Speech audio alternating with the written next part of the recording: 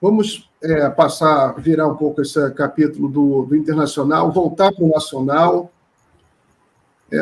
Essa história aí da Gaza é muito triste. Vamos voltar para o nacional, que também temos notícias que são difíceis, mas não está, evidentemente, numa situação tão catastrófica. Você tem, por exemplo, essa novidade que o Bolsonaro convocou a manifestação dia 25 de fevereiro para Paulista. Né? E aí, eu queria saber a sua opinião. Eu só repetir minha opinião aqui, que eu acho que é um tiro no pé do Bolsonaro. Né? Ele vai dar espaço aí, ele não vai poder falar nada, porque ele nem passaporte tem. Né? Quem vai ficar com um sorriso, vendo tudo, né, pela internet, vai ser o Xandão. Enfim, o que você acha dessa decisão aí do Bolsonaro? Eu acho que ele está desesperado. Assim, e não desesperado em ser preso nem nada, ele está desesperado na possibilidade de perder aquela imagem de herói de um grupo social, sabe, ideologicamente. Porque ele já percebeu que ele está perdendo. O passaporte dele foi pego, ele passou por uma operação dentro de casa em Angra dos Reis e ninguém foi para frente da casa dele protestar, ninguém foi para Brasília protestar. Ele imaginava que quando ele fosse sofrer a ofensiva do STF ou da justiça brasileira, né, como um todo, as pessoas iriam para a rua para defendê-lo, para correr atrás, mas o impacto das prisões no dia 8 foi tão grande, e ainda é tão grande, que as pessoas não querem se arriscar. Não vale a pena para elas se arriscarem. Então, assim, ele sabe que ele está perdendo espaço político. Ele sabe que ele está perdendo poder político. É claro que ele ainda tem lá os 20%, né, que são fanáticos, mas 20% sozinho não ganha nada. Então, ele está perdendo apoio, ele está perdendo espaço. Então, na verdade, ele está usando essa possibilidade de manifestação para mostrar para o Brasil que ele não pode ser preso, porque se ele for preso, vai ter uma grande convulsão social. Mas, na prática, o que vai acontecer é que, primeiro, pode ser uma vergonha em termos de credibilidade, pode estar vazio, e aí, consequentemente, isso fortalece a ideia do Xandão de prender o mais cedo possível, porque não vai ter convulsão, ou ele pode se empolgar, porque ele se empolga, falar contra as instituições brasileiras e aí ser preso. Porque, assim, está se esperando um deslize dele para ele ser preso. Né? E ele vai deslizar, porque ele tem um ego muito grande. Para ele é inadmissível ele estar nessa situação.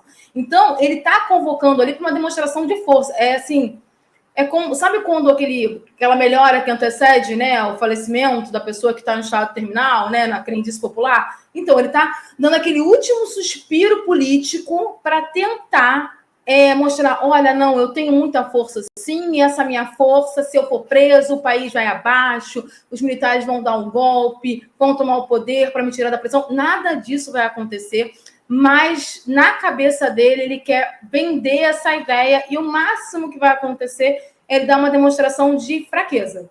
Porque se ele não conseguir lotar todas as ruas do Brasil, como ele espera, ele vai dar mais munição ainda para o Xandão assinar o pedido de prisão dele. Porque se não vai ter convulsão social, se não vai ter caos no país, adianta-se o processo e ele vai ser preso e dá uma segurada na extrema-direita. Porque se o líder da extrema-direita é preso, qualquer um pode ser. Então, aquela galera que está muito corajosa ainda fazendo vídeo na internet, chamando as pessoas, elas vão baixar a bola. Porque sem qualquer um pode ser preso, se ele for preso. Então, é uma tentativa de demonstração de força, mas é um tiro no pé, porque ele não tem mais tanta essa força. Não é nem porque as pessoas não amam tanto ele, mas as pessoas têm medo de ser presas. Porque, assim, tem gente que pegou 17 anos, 20 anos por tentativa de golpe de Estado, né? E qualquer cidadão comum vai ficar com medo de ir para a cadeia por uma pessoa que abandona você na estrada, porque o Bolsonaro abandona todo mundo. É só olhar a última entrevista dele, que ele jogou o Heleno no fogo, né? Ele não tem nenhum tipo de relação com as pessoas. Quando elas caem, ele deixa elas caindo.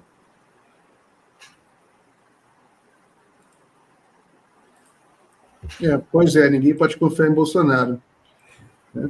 Tem aquele lema, né? Nunca deixe um guerreiro largado na estrada, né? Ele faz isso direto. Eu lembro que tinha um secretário do Serra, em São Paulo, Paulo Preto. Aí acho que era o Paulo Henrique Amorim que começou a zoar muito. Não, que o Serra largou, nunca deixe um guerreiro na estrada, que o Serra tentou se distanciar do Paulo Preto. Mas ele deixa, né? E isso desmotiva as pessoas. Se eles vão ser abandonados na estrada, por que eu vou para a rua para lutar por ele? Não se faz isso, um líder não faz isso. Mas ele está ameaçando. Agora, essa história do Traíra, né?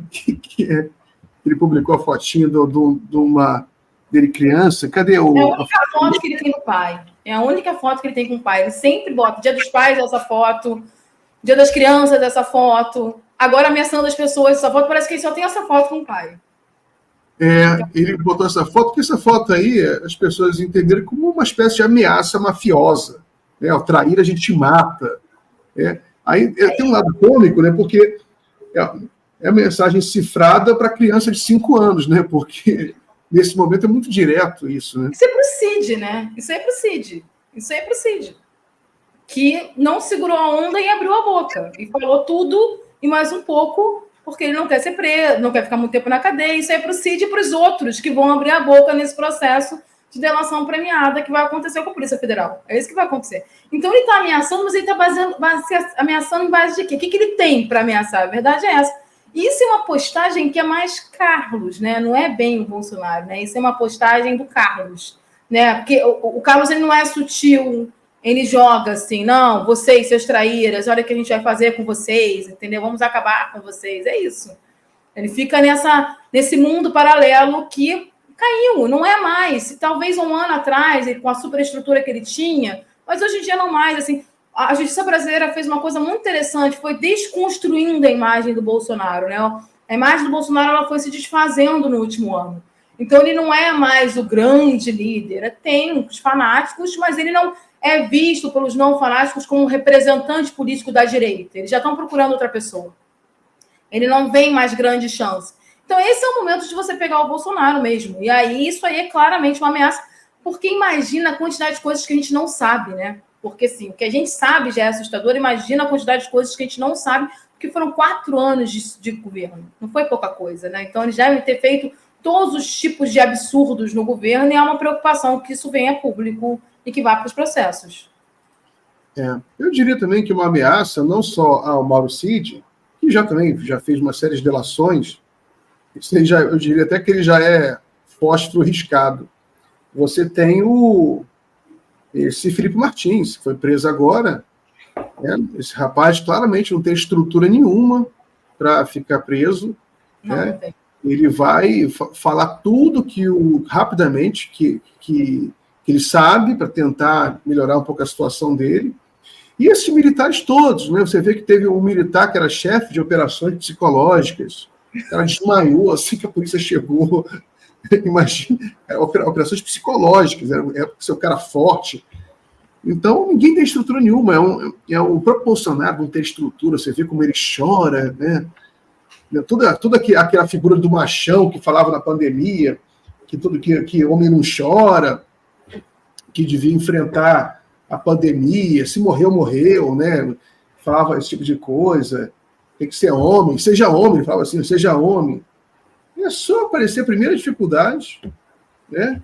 Perder a eleição, que começou a chorar, só aparecia chorando em qualquer evento público.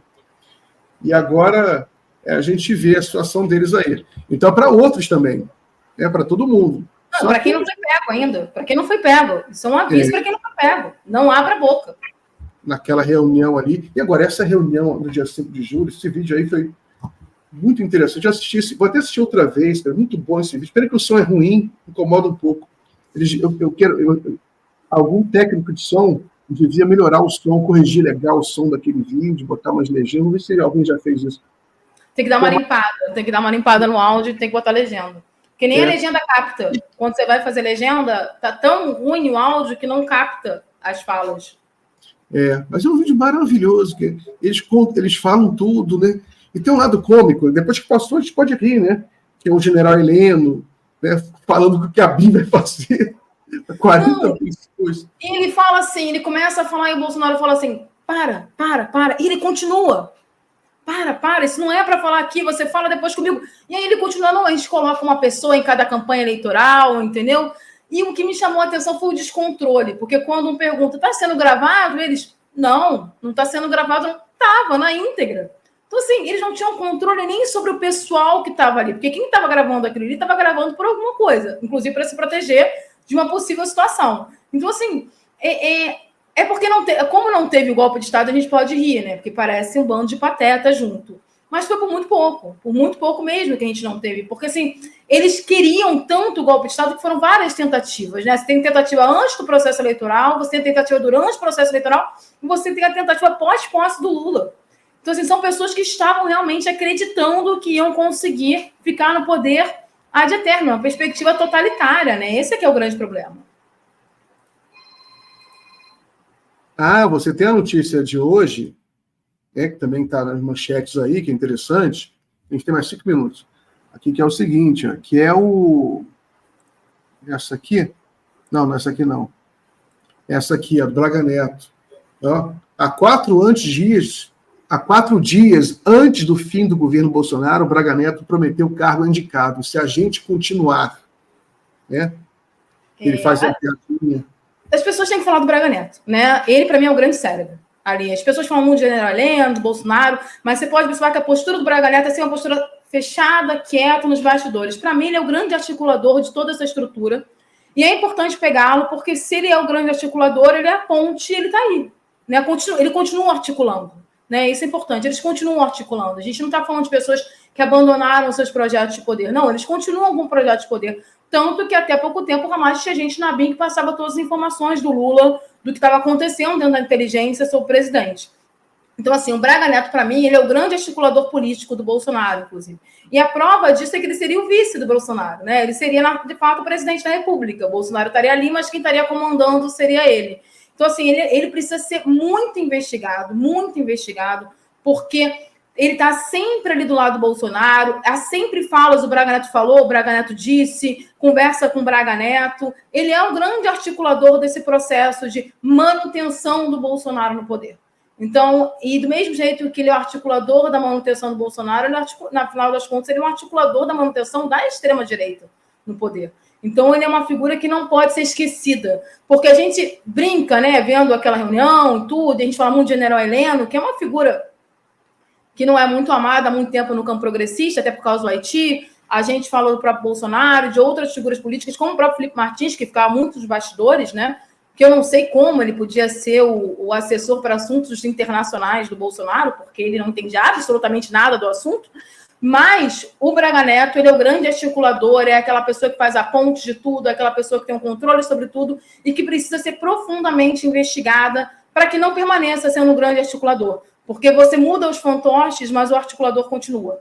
Né? Os fantoches vão presos, mas o articulador fica solto. E ele, para mim, é o grande articulador de toda essa estrutura de tentativa de manutenção ali do Bolsonaro no poder. Bem lembrado, você falou uma coisa que a gente ri, né? Porque já o golpe não deu certo, né? Agora, por exemplo, esse vídeo vazou porque o golpe não deu certo, porque começou, a Polícia Federal fez uma investigação, descobriu esse vídeo não era para ter vazado. Né? Então, na realidade, mesmo a besteira lá que o general Heleno falou lá, não, vou botar um espião nas 2 campanhas, mas isso não pode vazar, se vazar vai dar problema. Isso aí não era para vazar. Né? Vazou porque a história foi diferente. Né? Eles perderam, e agora você vê, Bia, que o tempo inteiro eles estavam conscientes que eles estavam cometendo um crime, porque eles falavam o tempo inteiro, todo mundo aqui vai se ferrar. Eu uso até uma palavra mais forte que eu não tenho coragem de falar, que eu sou muito educado. Mas eles falam lá, o Anderson Torres, com aquele jeito de bonzinho, né? De menino bonzinho, todo mundo segue ali a Bolsonaro, né? Todo mundo fala palavrão, era um nível... Ele chamou a atenção o cara do CGU. Né? A fala dele era uma fala autoritária, assim, tipo, nós temos que não cortar todas as brechas para a gente não ter problema. Então, assim, era uma reunião de golpe, era uma mesa totalitária. Né? O objetivo do Bolsonaro é um Estado totalitário. Você tinha, por exemplo, o ministro da Defesa ali, ele colocando claramente as Forças Armadas, né, em prol da eleição do Bolsonaro, em prol também, você vê que eles tinham certeza que iriam ter fraude. O Bolsonaro começa a fala naquele vídeo, o pessoal até fala que o Datafolha está certo, o pessoal até fala, está vendo que ele estava no Datafolha, mas não foi bem assim, na verdade ele estava sendo assim, sarcástico, o Bolsonaro, porque para ele, o resultado do Datafolha já estava inscrito na urna eletrônica, né? Porque na teoria de conspiração dele, né, todo o STF estava envolvido, né? Tipo, talvez tirando lá os que ele indicou, os ministros, todo o TSE estava envolvido, e a urna eletrônica já tinha o resultado pronto, seria o mesmo Datafolha. Ele fala isso expressamente, tanto que essas pesquisas vão servir para legitimar a fraude. E eles falam todos com certeza que haverá fraude. Né? É impressionante que um bando de marmanjo, a cúpula inteira do governo comprando uma história da carochinha, sem indício nenhum. O próprio Bolsonaro fala, não, eu não tenho prova de nada. Porque quer acreditar, né? Quer acreditar para dar base para um golpe de Estado. E eu acho que o mais triste é a cúpula das Forças Armadas também cairia nessa história. Porque eles só não entraram porque não tinha interesse para eles econômico nessa história. Podia dar mais ruim do que bom. Mas, assim, você acredita naquilo porque você precisa dar uma base teórica para a sua estrutura de golpe de Estado. É isso. Eles precisavam acreditar nisso.